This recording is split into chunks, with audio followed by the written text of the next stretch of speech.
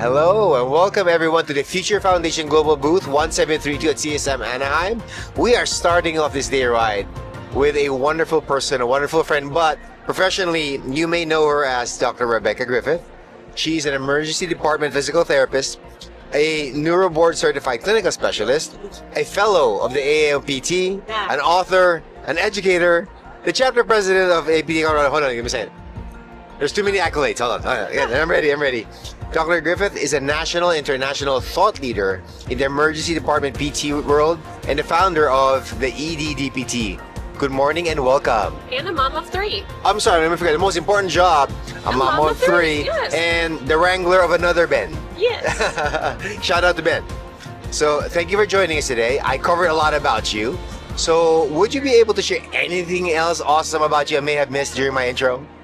APTA Colorado president, and popcorn is my favorite food. Popcorn is a vital part of the food pyramid. So I'm going to have to get some popcorn in the exhibit hall. All right, so we're going to get some popcorn. But before we hit the popcorn, so I would like to ask Rebekah, we talk about all these things, but what do you think were the things that influenced you, that shaped you to have the professional interest that you have, especially with the ED in the PT in the ED? Well, I think that goes back to being a mom of three. I ended up in acute care because of the life work flow that came with that and being able to be more present for my kids. And as part of that, I was a per diem therapist. So I went to every floor in the hospital, and one of those floors was the emergency department. And I kept getting called there more and more to the point where I was starting to not be able to do the rest of my job. Wow. And so when looking from a quality improvement lens, what could I do to make that better? And so at that point, we piloted an embedded physical therapist in the emergency department. Oh, wow. You started something. Yeah. And it took. Oh, well done. And April will be the 10-year anniversary of us being in the emergency department full-time.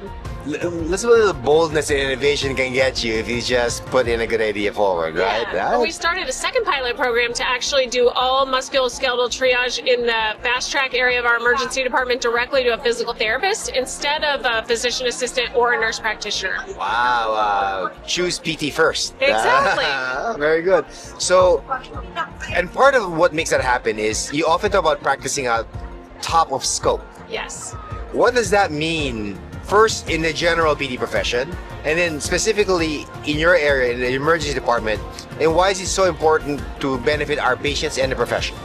Well, I think when you hear people say, I want to practice at the top of my license.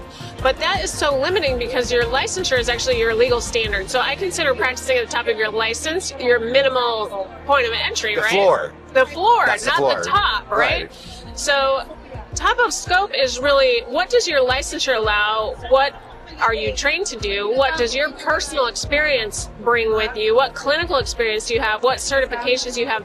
What mindset do you have? What compassion do you bring to your patients? It's all of those things together. So I like to say top of scope practice is a mindset plus a skill set. And it benefits us because that means we're always reaching forward as a profession, as professionals, and for our patients. So I think top of scope is a journey. It's not a place you arrive. Mindset plus skill set equals top of scope. I think that belongs in a t-shirt somewhere. I have the t-shirt. All right, we will drop it in the chat, the links. That's wonderful. I think I know you, but I unearthed another fun fact about you. So I just want to bring this because our audience is mostly international educated PTs, Filipino PTs like myself. So we come from healthcare systems that are heavily physician or physiatrist led. Yes. Such as the Philippines or India. When we are transitioning into US practice, do you have any advice on any fundamental mindset shifts that will help us bridge what we were familiar and trained with and what you think that we can be teaching top of scope and what the current state of USPT practice is like? I think the best answer to that question is you have to own your skill set and your training, right? And remember that physicians have their own skill set and training. And there is some overlap there, but we're specialists at what we're specialists at. They're specialists at what they're specialists at. And we need to let go of that mindset that they know more than us. They know different than us. Right. So we have our own skill set to bring. And one of the things I say often is right provider, right patient, right time. So what can you do to leverage your specific top of scope skill set for that patient? It's not the same. It's not lesser than. It's unique.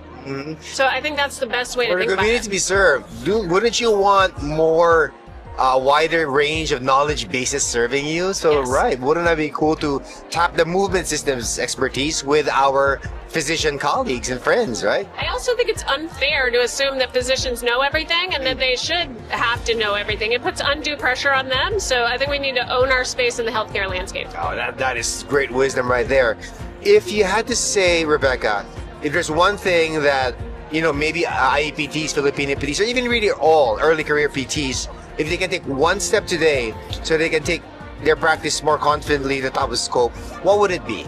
I think we need to stop thinking of ourselves as physical therapists who practice in a specific place. So I'll hear a patient or a PT say, I'm an outpatient PT, I'm an acute care PT, I'm a rehab PT. I'm a neuro PT, I'm an ortho PT, I'm a peace PT. We need to stop siloing ourselves and remember that you're a physical therapist, and then think about who you want to serve and go serve those people.